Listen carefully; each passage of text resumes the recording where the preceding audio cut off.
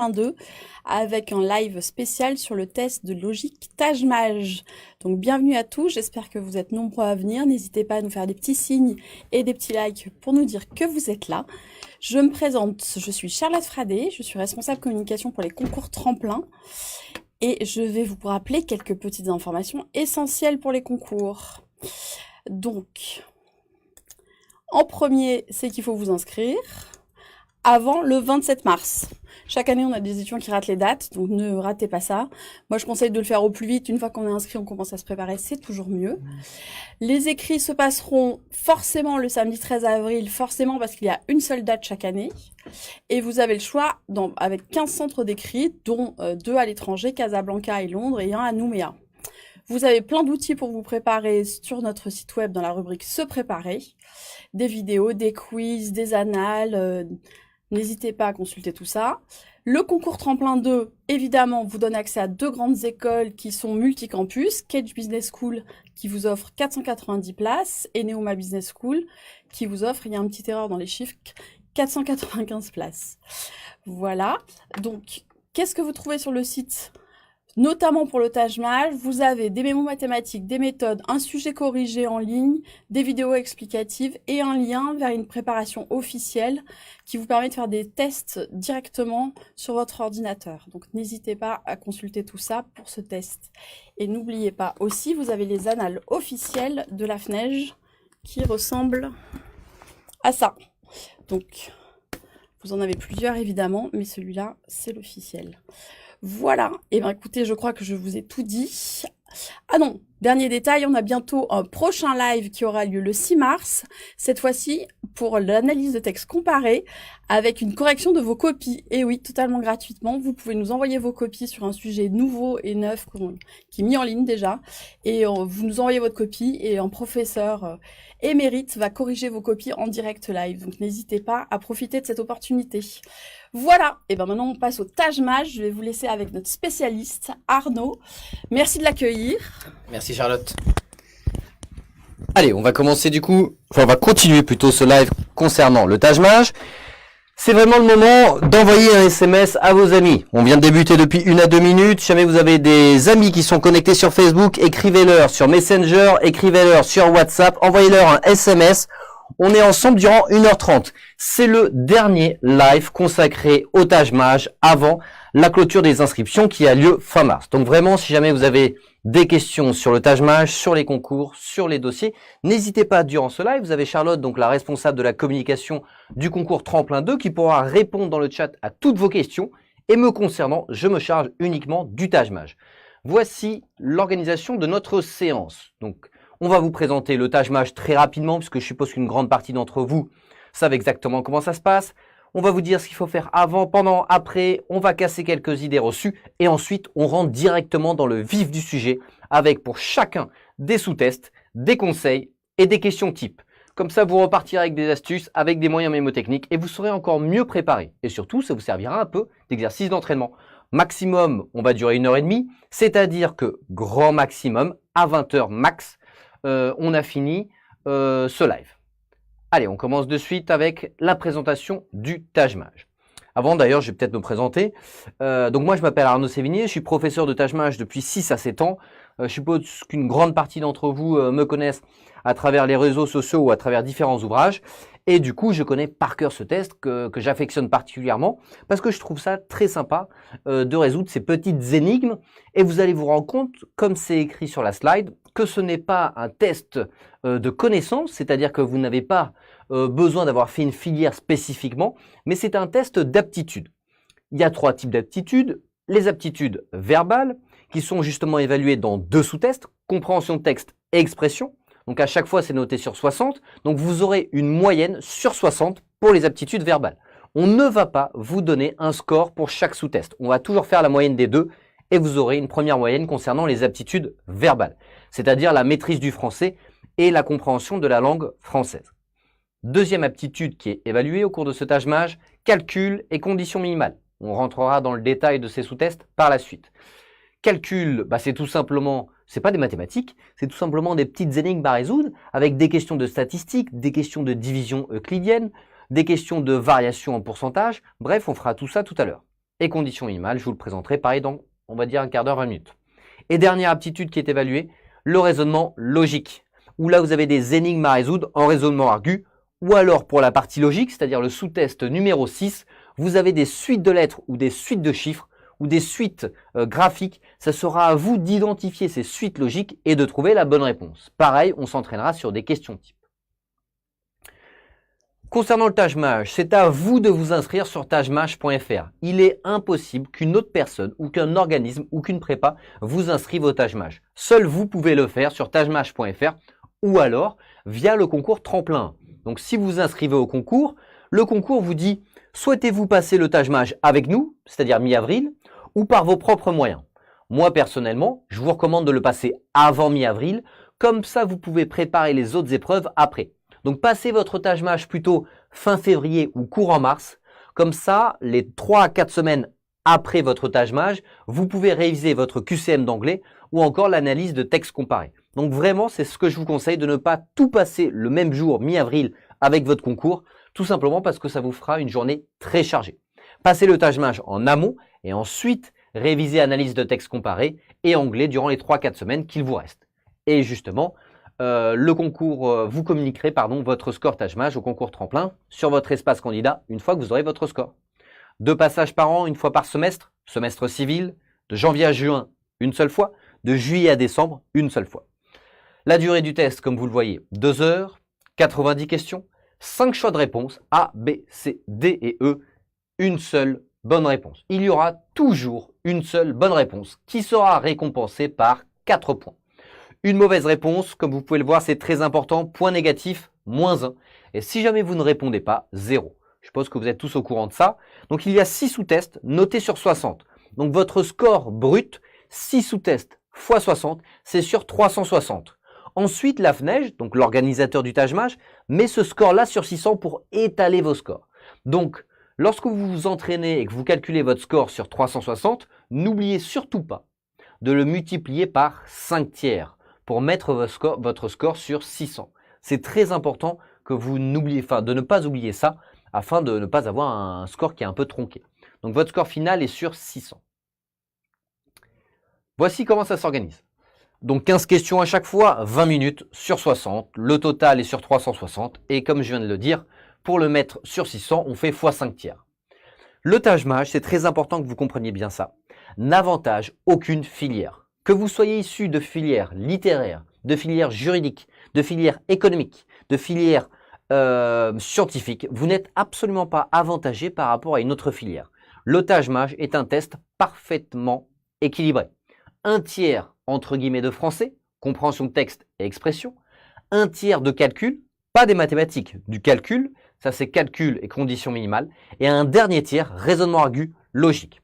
Si vous vous préparez bien, c'est totalement faisable d'avoir un bon score. Ne vous dites pas que c'est impossible, très très loin de là. Chaque année, des milliers de candidats passent les concours pour intégrer justement Neoma et Kedge et réussissent leur concours. Donc c'est vraiment à la portée de tout le monde, quelle que soit votre filière d'études d'origine, quel que soit votre bac.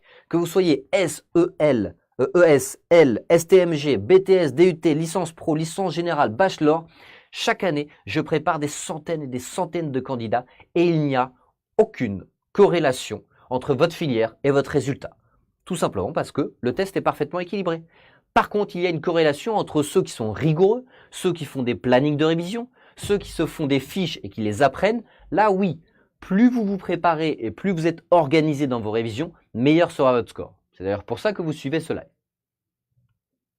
Voici à quoi ressemblera votre attestation de score. Donc c'est Joachim Pinto, en l'occurrence mon associé, qui a obtenu le score record de 507 sur 600. Donc comme je vous ai dit, vous avez une première partie qui s'appelle résolution de problèmes. Donc ça c'est la partie calcul et conditions minimales. Ensuite aptitude verbale, ça c'est compréhension de texte et expression. Et enfin raisonnement logique, c'est réseau argu et logique tout simplement. Donc vous n'aurez pas votre score par sous-test, vous aurez que le score par aptitude, les 3 types d'aptitudes que l'on vient de voir. Allez, on continue. Que faut-il faire avant le test? Donc, vous vous inscrivez et le meilleur conseil que j'ai à vous donner, attention, faites très attention à l'heure de passage de votre session. Il y a 2 types de sessions, les sessions du matin et les sessions de l'après-midi, soit 9 h, soit 13 h. Si jamais vous devez être sur place à 9 h, la session du matin, vous deviez être une demi-heure avant, c'est-à-dire 8 h 30. Vous partez de chez vous à 7 h 30, 8 h on va dire. Donc vous vous réveillez à 7 h. Donc il y a deux solutions. Soit vous êtes matinal et dans ce cas-là, il n'y a pas de souci pour une session du matin. Si vous n'êtes pas matinal, dans ce cas-là, je vous recommande plus que tout de prendre la session de l'après-midi. Donc si vous n'avez pas encore réservé votre session de Tajmaj, connectez-vous sur tajmaj.fr et vraiment réservez une session de l'après-midi. Vous avez aussi la possibilité de changer votre session. Si vous vous rendez compte que vous avez une session du matin, par exemple le 15 février, que vous voulez repousser au 7 mars, pas de souci. Si jamais le 7 mars, c'est l'après-midi. Vous pouvez totalement le faire. Et si vous ne le faites pas trop tard, vous n'allez pas payer de frais d'inscription supplémentaires. Donc pensez-y ça, savoir si vous êtes matinal ou pas. Document nécessaire, convocation, imprimez-la, imprimez-la, imprimez-la. Votre convocation, elle vous sera envoyée les jours qui précèdent votre passage. Donc pas de panique, vous allez recevoir votre convocation 3 à 4 jours avant votre date d'examen. Donc pas de panique, vous le recevrez par mail et vous pourrez vous connecter sur votre espace candidat sur tajmaj.fr pour imprimer cette convocation. Et bien entendu, prenez votre carte d'identité ou un permis de conduire ou un passeport. Matériel autorisé, stylo bic noir. Pas de stylo plume, pas de crayon à papier. Seuls les stylos bic sont autorisés, tout simplement pour bien marquer votre grille de réponse. Sinon, ça ne se verra pas à la machine. La FNEJ, ne vous inquiétez pas, vous fournira un stylo. D'accord? Toutefois, je vous recommande d'en prendre un par vous-même au cas où. Imaginons qu'il y ait une fuite de stylo, que votre stylo soit cassé, j'en sais rien. Il faut toujours mieux en avoir un. Donc prenez un stylo bic noir. L'eau et la nourriture est toléré, tout dépend en fait des surveillants, mais il faudra le poser au pied de votre table. Matériel interdit, pas de calculatrice, ça va de soi, vous n'en avez pas besoin, les calculs ne sont pas forcément compliqués. C'est une gymnastique d'esprit, on va voir ça, mais ce n'est pas compliqué, vous n'avez pas des grandes divisions, des grandes multiplications avec des virgules. Pas de brouillon, ça c'est très important. Le jour J, vous aurez votre grille de réponse, votre cahier de questions. Votre cahier de questions, avec les 90 questions, c'est un petit fascicule, vous servira à la fois de cahier de questions et de brouillon. Vous aurez 3 questions par page. Donc une question de 10 cm, une question de 10 cm, une question de 10 cm. Donc ne vous inquiétez pas, vous aurez largement la place pour développer vos petits calculs, pour schématiser, pour faire des raisonnements. Il n'y a pas de souci, aucun candidat s'est plaint d'un manque de place le jour J. Et ensuite, une fois que vous avez bien répondu sur votre cahier de questions, c'est-à-dire que vous avez entouré une réponse, vous la reportez directement sur votre grille de réponse qui sera rendue à la fin. Donc un cahier de questions et une grille de réponse de l'autre côté. Pas le droit aux surligneurs pour la partie texte, pas le droit aux effaceurs, pas le droit au téléphone et aux montres. Donc par rapport au temps, comment ça se passe si jamais on n'a pas de montre et pas de téléphone? Eh bien vous avez tout simplement, comme c'est écrit sur la slide, l'annonce du temps est faite par le surveillant. On vous dit, il vous reste 10 minutes. Il vous reste 5 minutes. Il vous reste 2 minutes. Et ensuite, on vous dit, c'est fini, lâchez votre stylo. Donc, on vous prévient à 10, 5, 2 et 0. Deuxième chose qui vous permet de bien gérer votre temps, vous aurez dans chaque lieu d'examen une horloge tout simplement dans l'amphithéâtre ou dans la salle, ce qui vous permettra de savoir quand a commencé le test et où vous en êtes. Donc, pas de panique par rapport à ça. Et puis surtout, à force de vous entraîner, selon la fluidité avec laquelle vous traitez les questions, vous allez vous rendre compte si vous êtes un petit peu en retard ou un petit peu en avance en fait par rapport à ça. Donc pas de panique. Interdiction de revenir à un sous-test précédent, ça va de soi. Si je suis en calcul et que j'ai fini avant les 20 minutes, je n'ai pas le droit d'utiliser le temps supplémentaire ou le temps en rab pour aller au sous-test précédent ou pour aller au sous-test suivant. Je reste dans mon sous-test, je n'ai pas le droit d'aller au suivant ou au précédent. Et c'est très simple. En fait, les surveillants regardent le haut de votre cahier de questions. Il y a des symboles à chaque fois. Par exemple, calcul, ça va être des arrobases. Raisonnement argus, ça va être des dièses. La logique, ça va être des étoiles. Bref, il y aura un symbole différent sur toute la ligne. Donc, en un coup d'œil, ils peuvent voir si vous êtes au bon sous-test ou pas, si vous trichez ou pas. Si vous trichez, c'est sorti de la salle et impossible de passer les concours. Donc, ne trichez pas, ça ne sert à rien. Pareil, à gauche et à droite, vous pourrez voir leur grille de réponse. Mais ils n'auront pas le même sujet que vous. Ils auront les mêmes questions, mais dans le désordre. Donc, la personne qui est à votre droite et la personne qui est à votre gauche, les mêmes questions, mais dans le désordre. Donc, ça ne sert pareil à rien de regarder sa grille de réponse. Ça ne sera pas le même ordre que vous, donc pas les mêmes réponses. Et ensuite, une fois que vous aurez rendu votre grille de réponse ainsi que votre cahier de questions, vous ne pouvez pas sortir avec, vous aurez votre résultat sur tajmaj.fr 10 à 15 jours après. Allez, on continue, parce que je suppose que ça, une bonne partie d'entre vous sont au courant. Les idées reçues par rapport au Taj Mahal. Est-ce que le Taj Mahal est fait pour les matheux? La réponse est niet. C'est non, non, non. Comme on l'a vu, c'est un test qui est parfaitement équilibré entre les parties de français, c'est-à-dire les parties verbales, et les parties plutôt scientifiques en rapport avec les maths. Moi-même, je vais prendre mon exemple. À l'époque, lorsque j'ai passé le Taj Mahal en 2012, donc il y a de cela 6 ans, pour la première fois, enfin c'est-à-dire pour mes concours, j'avais eu 457 en tant que candidat. J'ai intégré HEC par la suite, etc. Est-ce que j'étais bon en maths? Pas du tout. C'est-à-dire que j'avais un baccalauréat ES, donc ni bon ni mauvais en maths. Et ensuite, durant ma licence d'économie-gestion, je n'ai jamais eu la moyenne en mathématiques. J'étais vif d'esprit, c'est-à-dire j'aimais bien les petits jeux, j'aimais bien les énigmes, j'aimais bien résoudre, je comprenais. Par contre, dès que c'était très théorique, des lois de Poisson, des lois de Qui 2, des tableaux de variation, des primitives, des dérivés, bref, tout ce que l'on apprend en terminale ou dans nos premières années d'études supérieures, ça ne tombe pas au Taj Mahal. Donc que vous soyez bon ou mauvais en maths, ça ne vous avantage pas, ni ne vous désavantage. D'accord? C'est très important que vous compreniez bien ça. Peu importe votre niveau en mathématiques, ça ne vous avantage pas ou ne vous désavantage pas. Tout simplement parce qu'il s'agit de calcul. Donc oui, il y a du calcul mental, ça c'est vrai. Oui, il faudra connaître ses tables. Oui, il faudra connaître ses carrés. Oui, il faudra connaître ses cubes. Mais ça, c'est du par cœur et de l'entraînement, vous voyez. C'est absolument pas des capacités mathématiques. Donc c'est très important que vous compreniez bien ça et j'en suis un peu la preuve vivante. Le numéro 2, il est impossible d'intégrer le M-Lyon avec un score inférieur à 300.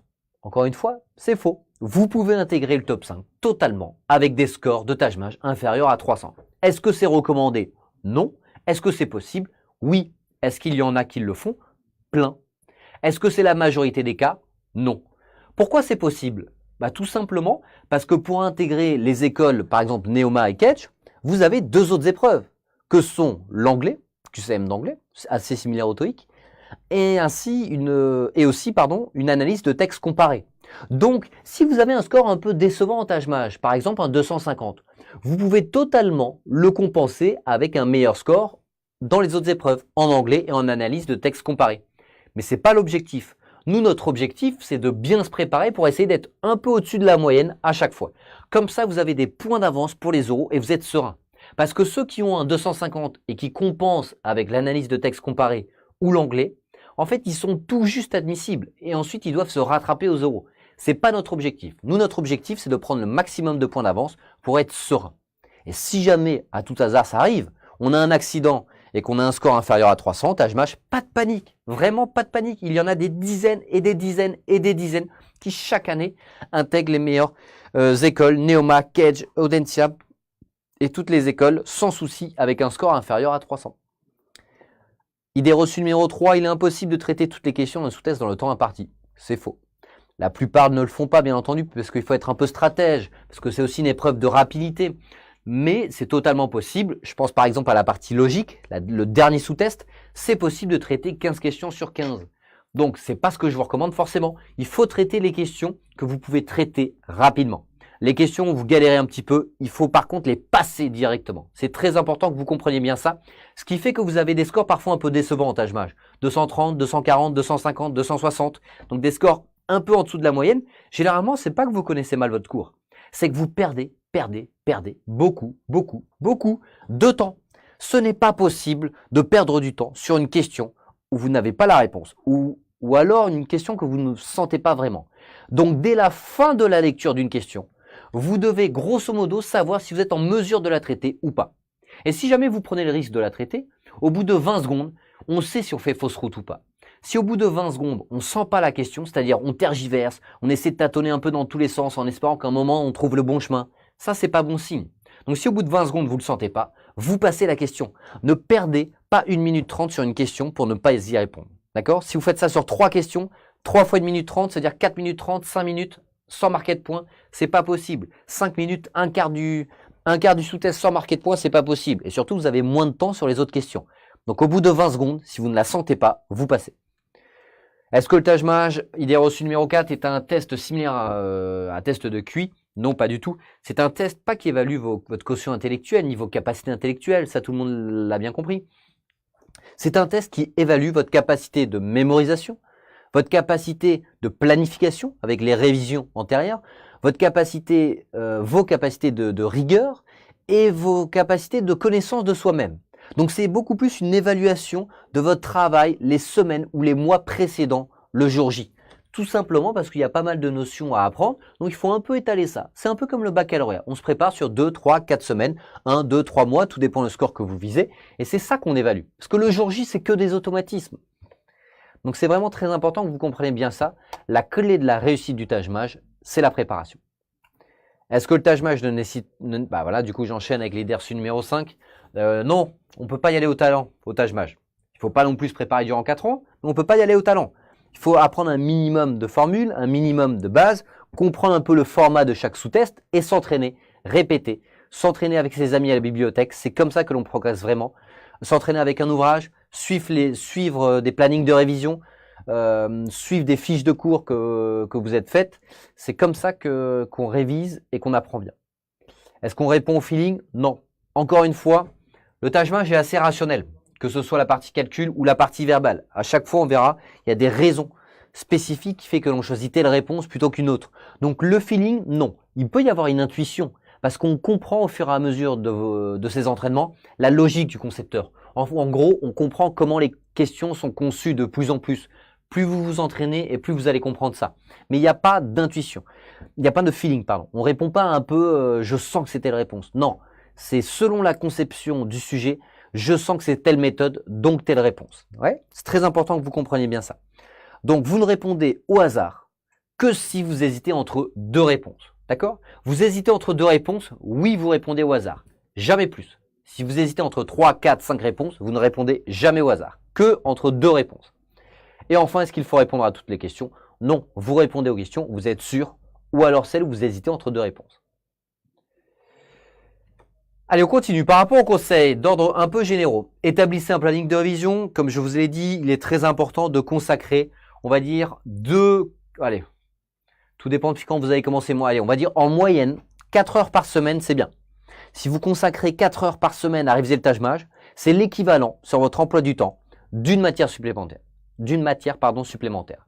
Donc si vous avez une matière supplémentaire dans votre emploi du temps, c'est le Taj-Maj. Vous fixez du coup des créneaux horaires pour réviser ce Taj-Maj et vous n'y touchez plus. Donc par exemple, vous vous dites mercredi après-midi, samedi matin, je révise 2 heures et 2 heures mon Taj-Maj. Et si jamais je suis en retard sur d'autres activités, vous ne repoussez pas vos créneaux de révision du Taj-Maj. Parce que plus vous repoussez le Taj-Maj, plus ça va s'accumuler à la fin et ça va devenir compliqué. Donc si jamais vous êtes en retard sur d'autres matières, repoussez votre sport, vos sorties, vos soirées, un cinéma. Mais le Taj-Maj, c'est vraiment sacré. Il ne faut pas y toucher. C'est vraiment la matière phare du concours Tremplin 2, ainsi que d'autres concours. Donc plus vous repoussez, plus ça va être compliqué. Donc il vaut mieux faire 4 heures par semaine en ne touchant pas au créneau de révision, plutôt que repousser. Conseil numéro 2, fixez-vous un objectif selon les écoles visées. Moi personnellement, je vous recommande de viser 350. À partir de 350, vous commencez à prendre des points d'avance par rapport aux autres. Donc comme je vous ai dit, avec 300, vous pouvez être admissible. Avec 250, vous pouvez être admissible. Mais ce n'est pas le but. Le but, c'est d'être un peu au-dessus de la moyenne pour commencer à se démarquer des autres, pour être serein pour les oraux. À partir de quand on commence à se démarquer des autres sur le Taj-Maj? 350. 350 ou plus, on est bien. 400 ou plus, on est très bien. Donc au-dessus de 400, c'est environ 10% des résultats. Au-dessus de 350, c'est 30, on va dire 30-35% selon les années. Donc si vous êtes dans le premier tiers, c'est très bien. C'est comme ça qu'il faut réfléchir. Conseil numéro 3, apprenez les fiches de cours, très important. Conseil numéro 4, entraînez-vous en conditions réelles. Il y en a encore beaucoup trop qui, à cette période de l'année, ne s'entraînent pas en conditions réelles. Que vous ayez commencé en janvier, en février ou en mars, vous commencez à être assez proche de la date du jour J. Donc il est très important de s'entraîner en conditions réelles. Et une fois que les 20 minutes sont finies, bien sûr, vous traitez les questions que vous n'avez pas eu le temps de traiter. Mais entraînez-vous en conditions réelles, pourquoi? Parce que d'une, c'est toujours très important d'avoir le chronomètre. Ça change notre aspect notre manière de traiter les questions. Et surtout deux, ça nous apprend à passer les questions. En ayant un chronomètre, du coup, on va directement à ce qu'il y a de plus important. On laisse le superflu de côté, on laisse les questions qui ne servent à rien, c'est-à-dire les questions qui nous font perdre du temps ou les questions de niveau difficile. C'est vraiment très important que vous compreniez bien ça. Le chronomètre vous apprend à zapper les questions où vous n'êtes pas à l'aise. Conseil numéro 5, sélectionnez votre question. Bah justement, c'est la conséquence de ce que je viens de dire. Traitez en priorité les questions de niveau facile et moyen. Et ça, avec vos entraînements, vous le sentez de plus en plus en fait. C'est-à-dire, il y en a chaque année qui peuvent… Hop, alors attendez 2 petites secondes. Voilà. Donc, il y en a chaque année qui en fait traitent toutes les questions dans l'ordre sans les passer. Ils arrivent à la question 11 et là, on leur dit lâchez le stylo, c'est fini. Le problème, c'est que si jamais vous avez traité 11 questions sur 15 et que les 4 dernières, vous ne les avez même pas lues, ça se trouve, elles sont de niveau facile. C'est pour ça que je vous dis qu'il ne faut pas hésiter à passer les questions de niveau difficile ou les questions sur lesquelles vous n'êtes pas à l'aise, que vous ne sentez pas le truc. Dans ce cas-là, passez. Ne répondez jamais au hasard, sauf si vous hésitez entre 2 réponses. Ouais, c'est très clair. Et enfin, travailler en groupe, ça c'est vraiment assez important. Comme ça vous rassure. Vous vous donnez des bons tips les uns avec les autres. Et souvenez-vous bien d'un truc, c'est très important. Vos amis ne sont pas vos concurrents. Il y a des milliers de candidats sur toute la France qui passent le Taj Mahal et le concours tremplin aux environs de 3000. Donc vraiment, c'est pas vos 3-4 amis qui vont vous empêcher de rentrer dans telle ou telle école. Bien au contraire. Généralement, vos amis, ça permet de créer une forme d'émulation dans le groupe où justement tout le monde se tire vers le haut parce que s'échange les bons astuces, les bons tips, les bonnes méthodes. Et justement, vous 4 ou vous 5 ou vous 6, vous gagnez des rangs dans le classement. Et c'est comme ça que vous allez progresser. Donc vos amis ne sont pas vos concurrents, ils ne prennent pas votre place. Bien au contraire, vos amis, c'est une source de motivation, c'est une source d'échange de bonnes méthodes. Allez, on rentre directement dans le vif du sujet. On a fait une petite introduction durant un quart d'heure. Maintenant, on parle concret. Compréhension de texte. 3 textes, 300 à 500 mots, ça correspond à une demi-page à 4, 5 questions par texte. Vous le savez, 3 x 5, ça fait 15. Donc 3 textes, 5 questions à chaque fois. Les thèmes, l'économie, le management, société, business. Vous avez des questions de type titre, résumé, conclusion, soutien le plus, en adéquation, ou vous avez correspond le plus, voilà, soutien le plus en adéquation, ou correspond le plus.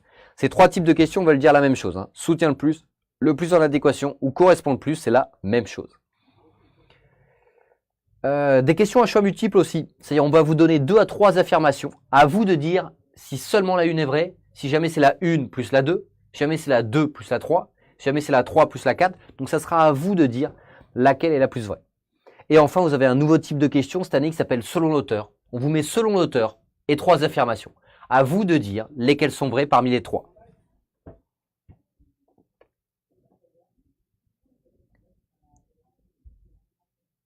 Allez, on continue. Voici les questions types que vous pouvez avoir. Quelle est la conclusion la plus appropriée sur ce texte?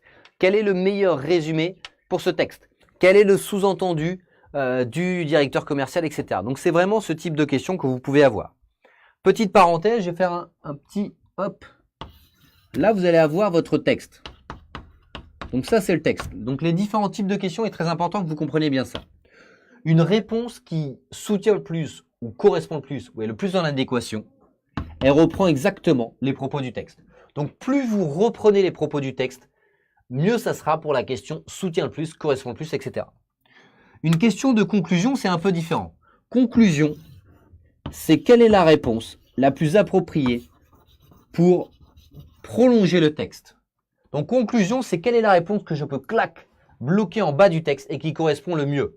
Généralement, les conclusions, ce sont soit des bilans ou des analyses, ou alors vous pouvez aussi avoir des recommandations.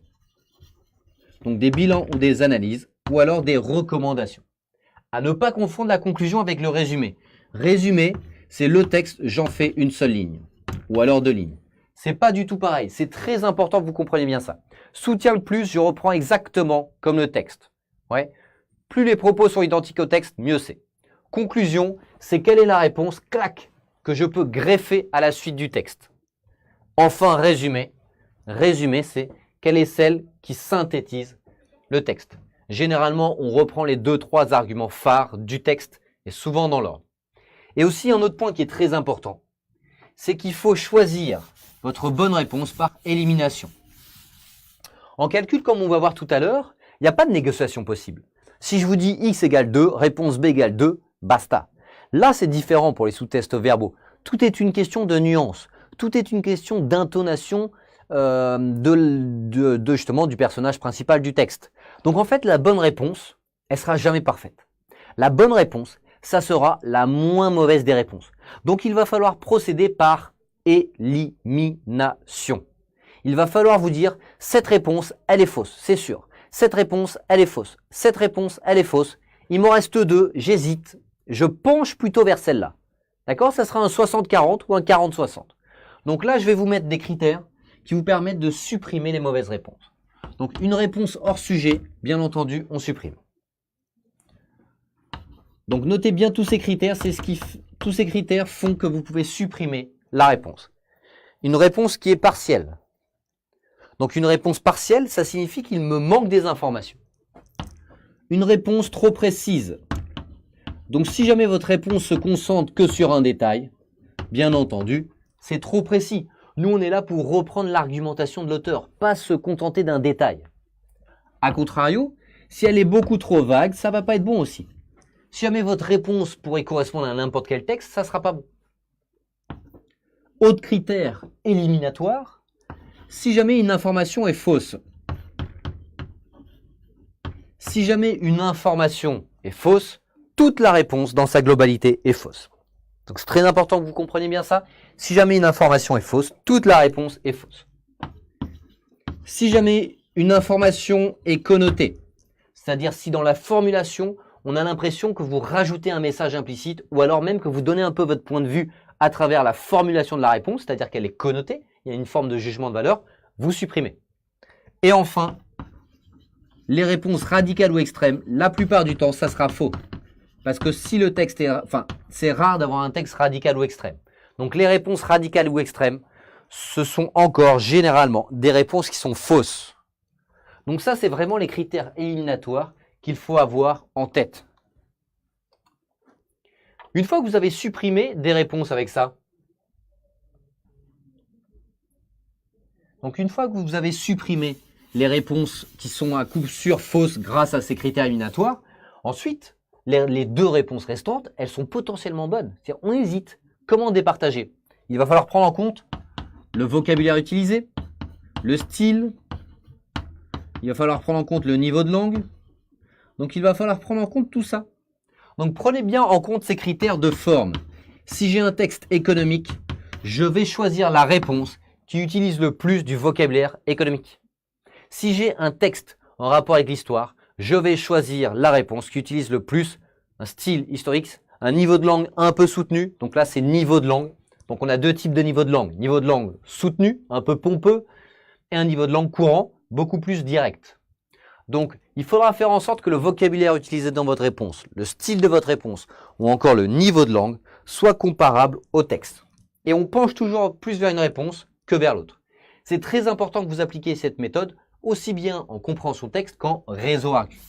Donc, dans un premier temps, j'élimine les réponses qui sont à coup sûr fausses. Dans un second temps, je choisis du coup la réponse qui me correspond le plus. Allez, on continue ?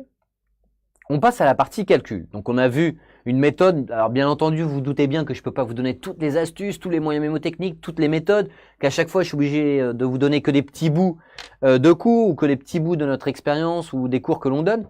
Mais c'est toujours déjà ça à apprendre. Allez, on continue avec calcul. Calcul, bon bah les notions abordées, hein. Vous voyez, je vous avais pas menti. Il n'y a pas de dérivée, il n'y a pas de primitive, il n'y a pas de tableau de variation. C'est maximum de niveau 3e. C'est très important que vous compreniez bien ça. Maximum de niveau 3e. N'ayez aucune crainte par rapport au niveau demandé. Je ne dis pas forcément que c'est facile. C'est une gymnastique d'esprit, c'est de la répétition, ce sont des automatismes. Mais en tout cas, vous voyez à chaque fois calcul mental, moyenne, du temps, des cas de rattrapage, probabilité. Et encore une fois qu'on a la méthode, on va en faire, il me semble, il y a des questions juste après. Vous allez voir que ce n'est pas si méchant que ça. Allez, on va se mettre en conditions réelles et je vous lance directement dans la première question. Elle est de niveau facile, c'est la numéro 1. Normalement, en 30 secondes, c'est fait. Allez, je vous laisse 30 secondes et ensuite on corrige.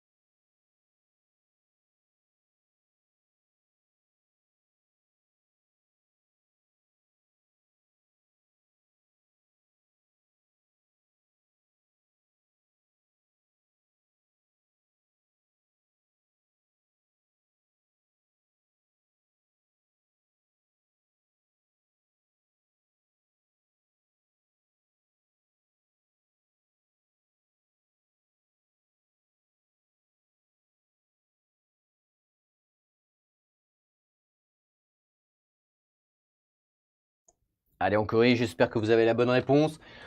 Quelle est du coup la formule que l'on va appliquer ici? Dans une réunion, les 6 participants se serrent tous la main une fois.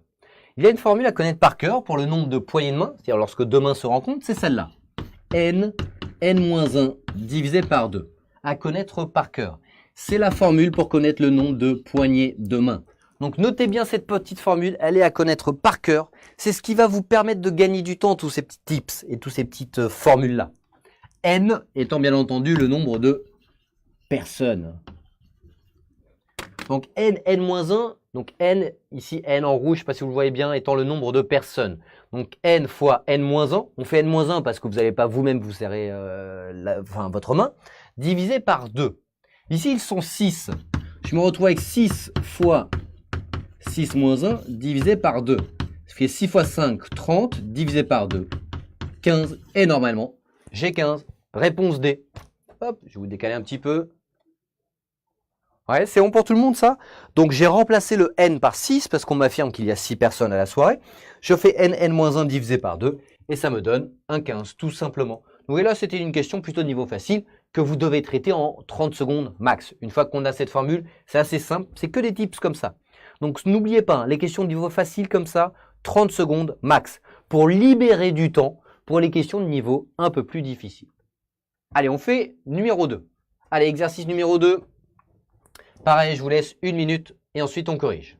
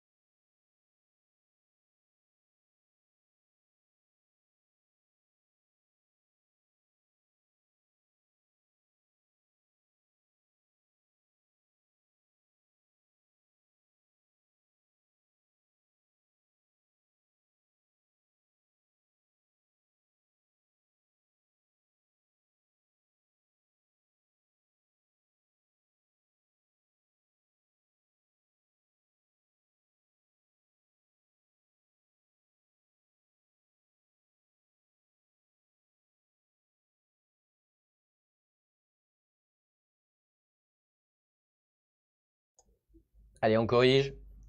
Quelle est la probabilité d'avoir 2 garçons et une fille sur 3 enfants?